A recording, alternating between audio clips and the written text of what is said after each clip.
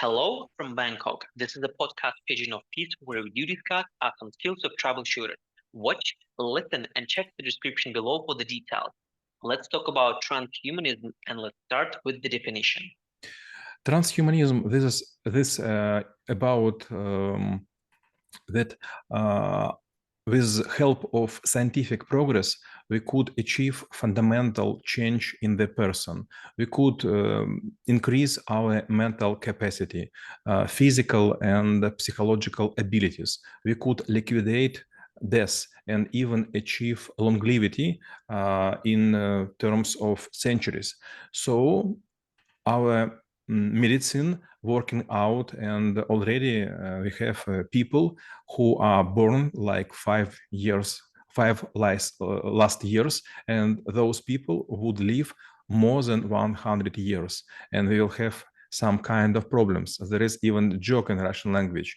After 100 years, we will have a lot of old ladies with good teeth, and also we will have a lot of old men with firm penises, but they wouldn't remember why they need such a part of the bodies. So we'll have Alzheimer, we will have another diseases which are not so significant right now because we have quite a short life. But if our life will become longer, there are several issues we should discuss. What should we do with our bodies if we could replace our parts? Second, how old people would be useful for all others? Do you remember that when we are talking about Japan, old people were taken to the forest or to the mountain to freeze to the death because they were not useful to other people and they do not agree to feed them. And also, what will we do with people who will lost their mind or will have some mental diseases? And this is a problem which transhumanism is rising up all the time. Well, I do believe those people also, and again, this is a joke, also will have a very developed thumbs because, like now we live in the age where we just mostly like a swiping with our fingers at all. And when we speak about transhumanism, I can't tell but, like say that there is this thing called biohacking, which I personally don't really like. So it feels like, like we're trying to make a shortcut, we're trying to, like maybe work with a very complex mechanism and just, like try to give like a small boost. Like how this thing really correlates with the idea of the transhumanism.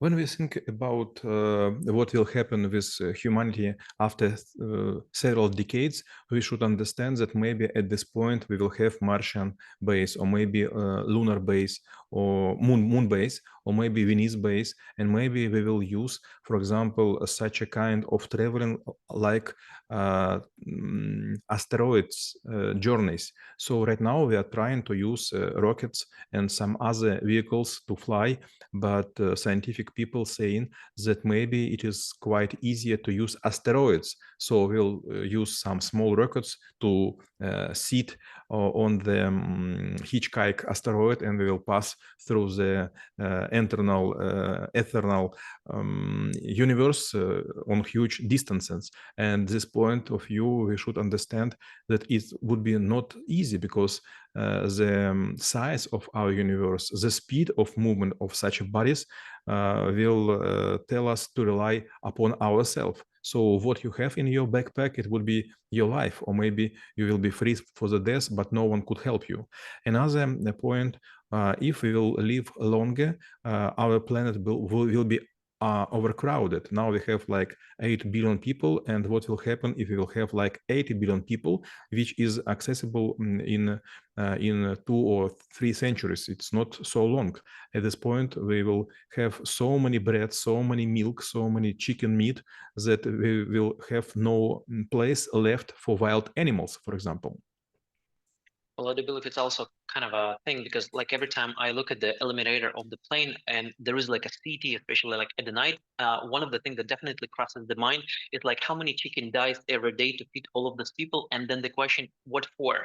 And when we speak about transhumanism, probably it also might be split into different parts, like how the body will be developed, maybe like it's about some tactile things, it's like about visual things, or maybe it's like a split across the body part.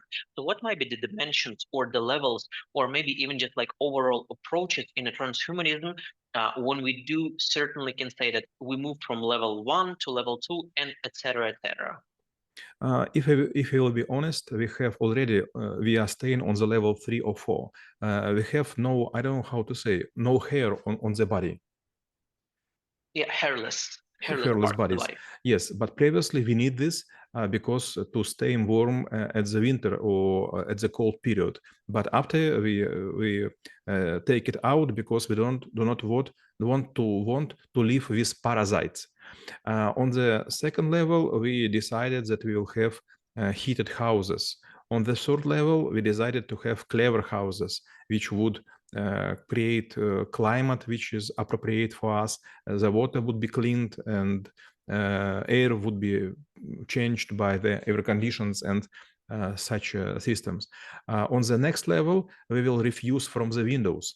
Right now, I have a good view, but not many people lucky as me to see church and trees from my window. For example, if I will see something like a construction plant or maybe tubes with dim smoke, with dark smoke, in this case, I could put instead of window huge television screen, and I would be looking at the desert or maybe Maldives or maybe something else. On the next level, we will stay as long as it possible in our flats. For example, in Norwegia, there is already a profession for old ones. They work with joysticks to construct some big plants in China. So Norwegian people who are capable work with excavator, they work abroad, and it is good side that they are not so fast, because if you put the lever, it would take several microseconds to react on other side of the planet. What would be next? No one knows. And when we speak about technology and transhumanism, obviously, like if we look at our planet as like a rock flying in the space with a thin level of air, and it's like a so small level where we actually can exist with our current bodies. So what might be the potential, like adjustments, whether it's like a biological or technological, or maybe something, or maybe even digital, that would allow us to, like maybe live longer, or maybe, like be active more longer, or maybe even travel things or places that we can't really reach with our normal state. When I was in Hong Kong, I heard a rumor that there are some people who lives in very small flats. And when I was doubting, my colleagues, they showed me a very strange and horror pictures and photos. People living like in the boxes. They have just one room with toilet, with TV, with bed, and they live like in, I don't know how to say, in garage, but in huge towns. And when I saw this, I decided, but they have no fun. So they have completely noise pollution because of other television or other people. They could not take cats and dogs because there are no space for them. They have bad smell because you make your cooking and you have your toilet just in 1 meter and something like this.